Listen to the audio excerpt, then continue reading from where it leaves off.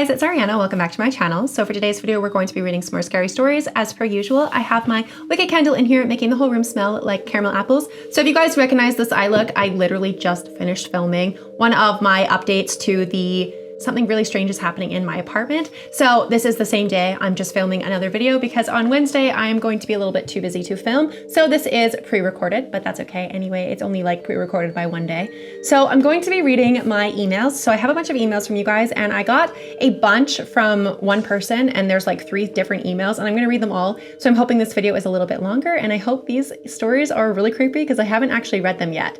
So let's jump into it. I've been a little hesitant on telling my story because it sounds pretty crazy. Had I not experienced it myself, I probably would not believe it. I'm an identical twin, and we are actually a rare set of twins. If I remember correctly, we either had the same sac but separate placentas or vice versa. I can't remember which. Years ago, I got into drugs pretty bad. I've been 10 years clean now, but this was definitely a scary incident that woke me up and I got clean shortly after. When I was at my worst, I pretty much liked to mix uppers and downers and was going to go to a party that only me and the person that were going to do drugs knew about. I was getting ready and my twin had called me hysterically crying and asked me if I was going to a party, which caught me off guard because no one knew. I finally got her to calm down enough to tell me what was going on and why she was so upset. She told me that she had a nightmare that my mom had called her and was inconsolable and finally was able to choke out that I had died and I had OD'd at the party. She was able to tell me that I went to a party with this friend and that had called me and asked me to go, and I didn't hang out with her that often, and we had mixed uppers and downers, and they found me the next day dead. I'll put it this way, the dream scared me enough, and the fact that my sister had details that no one knew where I was going or who I was going with, and what I was planning on doing at the party. I still to this day think it was my guardian angel watching over me, and I still wholeheartedly believe I'm alive because of my sister's nightmare. And that was the first story. So I'm very grateful that you're still here and still alive. And I'm so happy that you are now clean. And that is really scary. People say that twins have like a telepathy with each other where they can like sense things and see things and feel things that other people can't. And it's like you guys are connected in a way that we don't fully understand. And I feel like that is what happened. It could be your guardian angel, but it could also be your twin just knew something in a way that is not possible. So, oh my goodness, I am so glad that she contacted you and you didn't go to this party and you are now clean. That makes me so happy for you. I'm the one that emailed you about the nightmare that saved my life with my identical twin. I actually have quite a few stories, and let's just say I've had confirmed from family members that a gift does run in both sides of our family. I will try to send a few of them. One of the first stories pertains to my oldest son that I had when I was 17. He grew up living with my parents, my mom and my stepdad, and we all kind of pitched in helping raise him. After I had been clean for so long, I got back with one of my exes who wasn't the greatest boyfriend. My twin had called me one day kind of creeped out. I had been on the specific type of birth control for 10 years, so having another child was kind of the last thought on anyone's mind. My twin had called me and asked me if I was pregnant. I kind of laughed and said, "No, why would you think that?" She then explained to me that my oldest son, who was around 6 or 7 at the time, she picked him up from the babysitters and he randomly looked over at the empty seat and said, "We need to make room for another baby." My twin kind of was caught off guard by this and asked him, "Why you think that we need to do that?" And he said, "Because God told me I was going to be a big brother and I was going to have a little brother with blonde hair named Joshua." Not even a month later, I found out I was pregnant.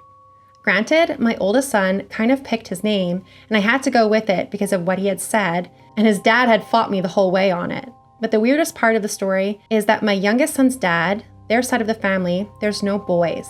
They literally have 12 cousins, and they're all girls. My son is pretty much the only great-grandson to his dad's grandma.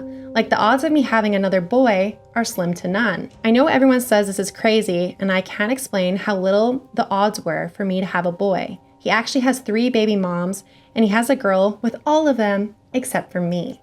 So that's really, really strange. Oh my God. So like your son knew somehow that you were pregnant. That's fucking bizarre. Holy crap. And she has one more that she sent me. She said, "When I was growing up in my childhood home that my parents still live in, was named after a colonel in the Civil War. His house is still in our backyard. We grew up being able to see pieces of the chimney still standing and the outline of the house with a bathtub.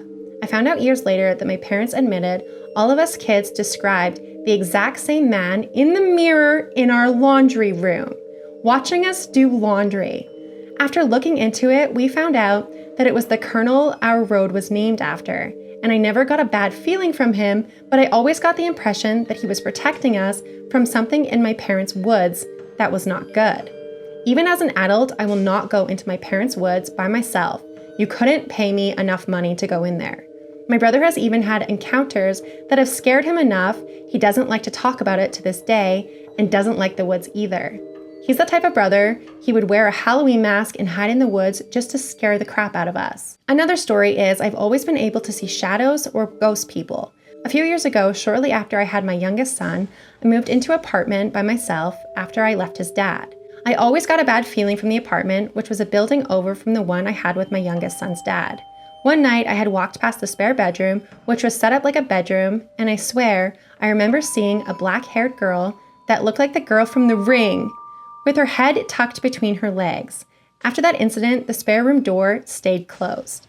Another incident in the apartment, my son was not even 2 years old, and I made him start sleeping in bed with me because one night, sleep in his crib, and I was watching TV dozing off, when all of a sudden, his mobile started going and there was nothing touching it. There was no one around, and it's not motion censored. I remember texting my friend saying, holy shit, his mobile is going off all by itself. To make matters worse, the mobile wasn't singing the regular song. It was the song slowed down and warped. I mentioned it to my sister, and about a week later, I texted her it went off in the middle of the night. She came over the next day and finally admitted to me that she didn't want to scare me, but had taken the batteries out of it the last time she was over. Oh my God, that's so creepy. I'm curious if you have had any more encounters in your apartment, because it sounds like your apartment has a lot of activity. Seeing the girl from The Ring though, just like in the spare room, I would have moved. I would have moved the fuck out of that apartment. That is so creepy. Thank you so much for sending your stories. Those are so weird. I hate that so much. So the next one I'm going to read is also from my emails. This is a different person, and they said, it was near finals weeks before Thanksgiving break during my sophomore year in college. It was a Friday, and I had a few assignments to finish up, so I decided to get all of my work done in the library and relax for the rest of the weekend. The library is a large 2-story building with a beautiful architecture. Imagine Greek columns, dark academia, the fall foliage all around. It was usually busy at night and stayed open till about midnight, but this night was mostly empty. The top floor had a variety of classrooms, computer rooms, and study rooms, apart from the rows of library books and sofas. I was after one room in particular. It had 2 large couches with Turkish carpets underneath, each one up against the wall in the room, a large table with 2 of those fancy desk lamps, and a wall with a grandfather clock between the 2 large windows. There are also historical paintings all around. It was the best, cozy study room, in my opinion. There were a couple people talking near the room, so I closed the door and I locked it so I wouldn't get distracted. I was doing my work on the large table for about 2 hours, until I started getting drowsy. I was almost done with what I needed to do, and I decided to take a 20-minute power nap and then finish my assignment. I set an alarm on my phone and laid down sideways on the couch, closest to the table by the door. I drifted off to sleep, but a few moments later, I woke up again. I knew my alarm had not gone off, and it had only felt like 5 minutes. I went to check my phone to see how much longer, and I realized I couldn't move. I opened my eyes and I saw that the room had a grayish fog, not quite like smoke, all around me. I knew I was in sleep paralysis. I understood the science behind it, but I suddenly got a feeling of impending doom, as if I was expecting a deadly attack. My only rational decision was to close my eyes, and that's when I heard the door slowly creak open and someone entered with heels hitting the hardwood.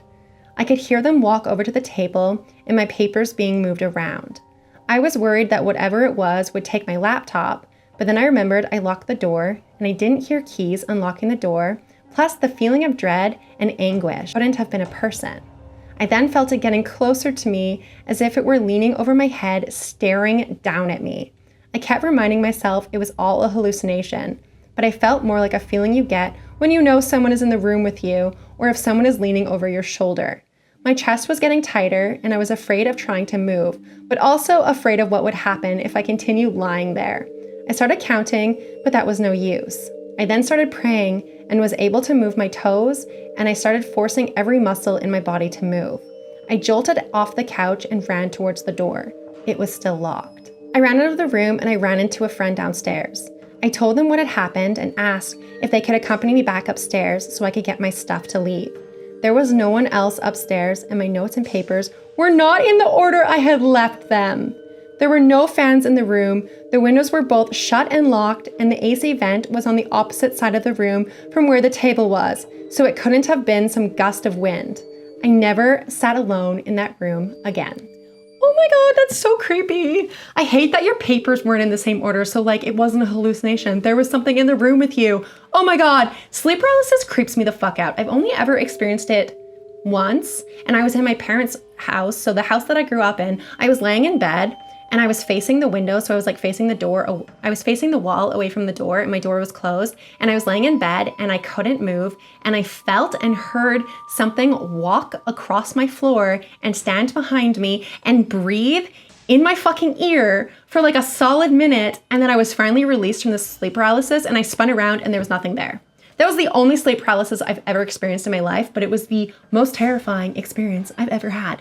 I fucking hated it so much. We've had a lot of other weird things too. Like my ex, when he was staying over at my house, fell asleep downstairs on one of our couches. And like the way our couch is set up, it's against this wall. And then like there's like a corner and our basement door is right there.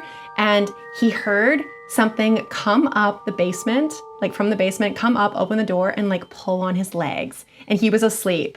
And it freaked him the fuck out. And for some reason, he was sleeping downstairs. We were like house sitting at the time. And after that, he went back upstairs and like went to bed with me. But like, what the fuck? I hate that so much. Basements creep me the fuck out. So those are my two scary stories that I have, but pretty mundane compared to you guys. Oh my God. Okay. So I'm going to read one more because we are at the 13-minute mark and I will finish the video there. But this one is fairly long, so I'm hoping this is a long enough video for you guys. I'm sorry if I say the name wrong of this. I grew up in Stoke-on-Trent, England. During this time, I was roughly around 12 or 13 years old, and my sister is 2 years older than me, putting her around 14 or 15. I idolized her, and of course, I am the annoying little sister, even more so because I was very outgoing and my sister was very shy, one to never break the rules and a straight A student. She had finally made it into a friend group of the popular kids. This is important to understand in order for you to understand how my sister's actions were very out of character. My sister, let's call her Kelly, had been asked to hang out with her new friends who we'll call Terry and Tracy. When she asked my mom if she could go out, she got that dreaded response of, "Yeah, but take your sister with you." I overheard this and I couldn't help but have mixed feelings. I loved to be around my sister, but the feeling was not mutual. So I knew she would be bitter towards me. I brought my Walkman. Yes, this is showing my age. We walked for what felt like forever in silence to meet up with her friends. When we finally came to a stop, I looked up at the large brick walls that looked like it was built in the late 1800s. I looked at my sister and I asked her, "Where are we going?" She replied, "Help me look for a gate. You better not embarrass me." I sighed and I looked for the gate with them when I hear someone yell, "It's over here." It was Terry and Stacy, so we followed their voices, only to be met by a gate. This gate was 8 feet tall, and as we opened the gate, I noticed it was also extremely heavy. When I walked inside the gate, I glanced around to see that we were in none other than a fucking graveyard. Great, I thought to myself. If I wanted to spend my Friday night being creeped out, I would have just stayed home. That's for another story. The three of them set me down on a bench so I could listen to my Walkman. In front of me, 8 feet away, I could see a tree, and 5 feet from the tree in the direction away from me is an above-ground grave. What makes this grave stand out from the rest? It was facing a different direction. I look at the girls whispering among themselves, and I say, "This is how every horror movie starts. You know that, right?" And they start to giggle. I honestly didn't find any of this funny. Our mom is a huge horror fan, so we have seen enough to know that coming into a graveyard at night is not the best choice.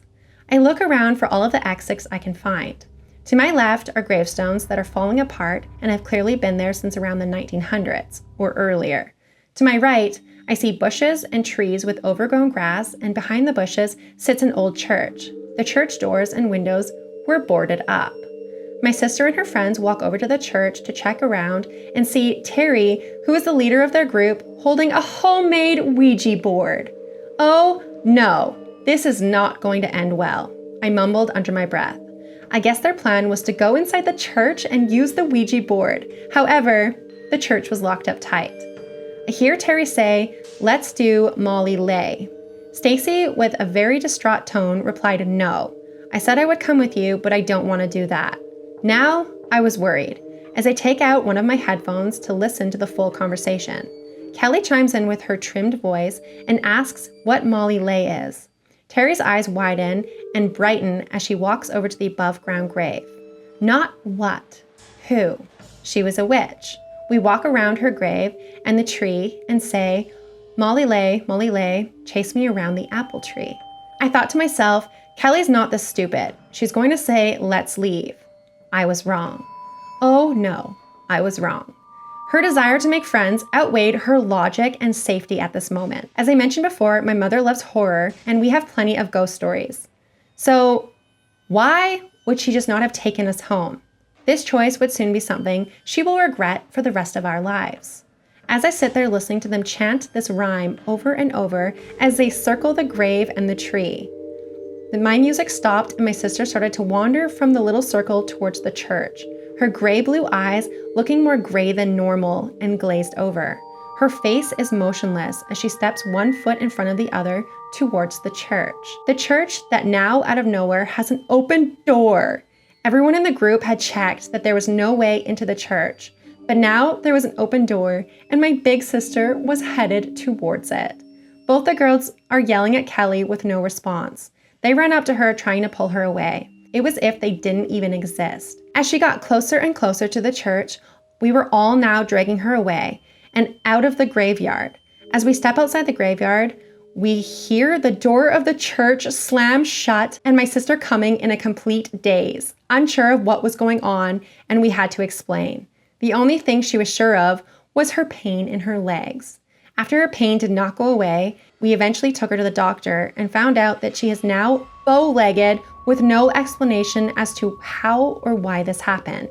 She now has pain from time to time in her leg, and the only conclusion I can think of was the force of pulling her back from whatever terrifying spirit was in that church that night. Not today, Satan. Not my sister. If you would like to know more information, you can Google it. She was the Witch of Burslem, Stoke-on-Trent, England. Let me know if you would like to hear more of our crazy paranormal encounters. Oh my God, so I would love to hear more of your stories. Your stories are very well written and very good. And oh my goodness, that is absolutely terrifying. So thank you so much for everyone sending me in your stories. Your stories are all really great and really creepy. And oh my God, that is fucking terrifying. The fact that your sister was like possessed by that witch or that spirit is so terrifying. And that is so sad that she now has issues with her leg from the force of being pulled in one direction and the other direction. That is so scary. I am so sorry you dealt with that at such a young age too. That is so scary. But thank you so much for sending. If you want to send me any more of your guys' stories, please feel free to reach out to me either over email or over Instagram. All of my information is listed down below in my description box. If you guys have any scary stories, paranormal stories, or let's not meet stories, feel free to send them over to me because I need enough content for 31 days of Halloween. We are only on day, I believe this is day 18. So please send me more of your guys' stories if you guys want me to read them on the channel. If you guys have sent me stories in the past and I haven't read them, there's likely something wrong with the formatting or I do not understand the story. So please feel free to reach out to me again and I will definitely read over the story again and maybe we can work together to figure out why I'm not understanding what's going on in it or what the issue is. But thank you so much for watching. And if you guys made it to the end of the video, please leave me your favorite Halloween horror emoji. You can leave me a knife, you can leave me a pumpkin, you can leave me a ghost. Leave me a comment down below to let me know that you guys made it to the end of the video. I hope by this point we are at 10,000 subscribers, and if we are, then I am so freaking excited. But thank you so much for watching, and I'll see you guys at the next video. Bye!